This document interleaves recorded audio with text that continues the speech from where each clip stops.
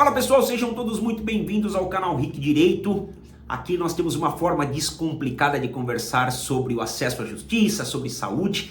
E hoje nós vamos falar um pouquinho, gente, é um tema sensível, dos interrogatórios que acabaram na noite de ontem sobre a ação penal 2668. Sim, interrogatório de Jair Messias Bolsonaro, de outros oficiais do Exército, das Forças Armadas em geral. Gente, e eu vou trazer algo para vocês que é realmente muito sensível. Por quê?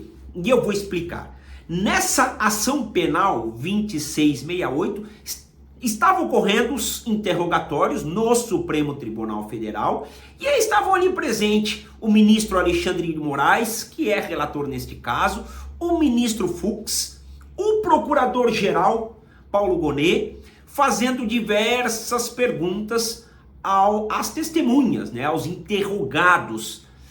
O que eu trago para vocês é assim, gente, quem assistiu viu, né?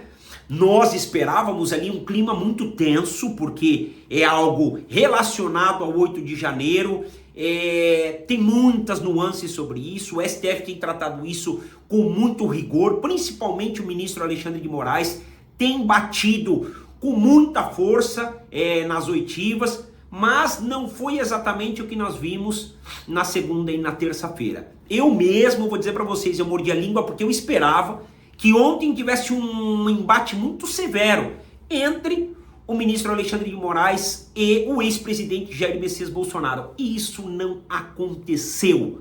Nós tínhamos uma postura muito diferente do ministro Alexandre, uma postura muito diferente do ex-presidente Jair Messias Bolsonaro, mas a questão é, eu nem vou me ater, gente, às questões processuais, de se era para ter primeiro os procuradores realizado as perguntas, se eram direcionado a quem, não, porque nós teríamos aí um dia inteiro de situações que eu posso dizer que são esquizofrênicas, principalmente à luz do Código de Processo Penal. O que eu vou me ater é uma situação que não tem como nós não trazermos isso a quem nos assiste, a quem entende que a Constituição é a nossa baliza. Quando nós vamos lá no artigo 5º, diz assim, gente, todos são iguais perante a lei, vírgula, sem distinção de qualquer natureza, vírgula, garantindo-se aos brasileiros e aos estrangeiros residentes no país a inviolabilidade do direito à vida, vírgula, à liberdade,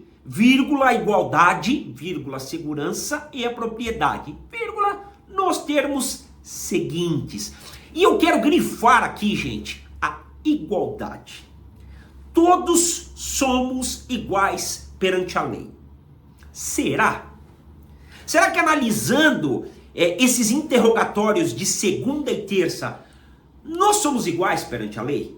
Eu vou dizer por nós operadores do direito, nós estamos tendo brigas homéricas no Supremo Tribunal Federal para que um advogado consiga sustentar em determinadas situações, e a sustentação é o auge da atuação do advogado, que muitas das vezes já se provou no Superior Tribunal de Justiça e no Supremo Tribunal, que a sustentação modificou o entendimento dos ministros.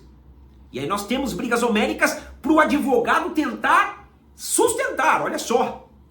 Quantas vezes vocês já não assistiram um advogado por uma questão até às vezes de nervosismo, de estar diante da turma, de estar diante dos ministros, acabar por uma questão realmente de um equívoco, chamaram o ministro de você. E aí, gente, nós temos posicionamentos severos de ataque aos advogados. Quantos advogados que são rechaçados em audiências, são expostos, são humilhados em audiências, a ponto de ter que chamar o delegado da OAB para intervir? Quantos advogados não são expostos pelo Ministério Público em júris populares? Tivemos recentemente exposições que beiravam, inclusive, as situações criminosas contra advogadas, com termos chulos utilizados. E aí nós vemos um interrogatório na Suprema Corte, tratando de um assunto extremamente sério, com um posicionamento de cavalheirismo, de brincadeira. Olha, vou chamar o senhor para ser meu vice, hein? Declino. Vou mandar umas fotos para o senhor, declino. Eu tô preso, claro, fui eu que te prendi.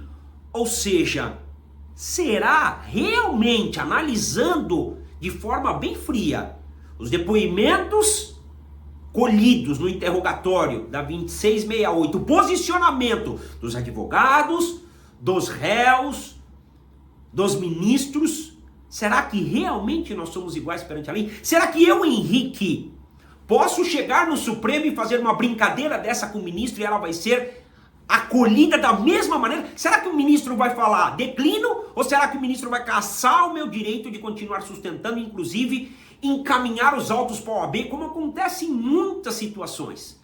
Então, eu deixo essa reflexão para vocês. Será que realmente, se nós estivéssemos numa situação como os que estavam sendo ouvidos na segunda e na terça-feira, nós teríamos o mesmo tratamento? Será que aqueles que estavam lá no ato de 8 de janeiro estão sendo ouvidos da mesma maneira?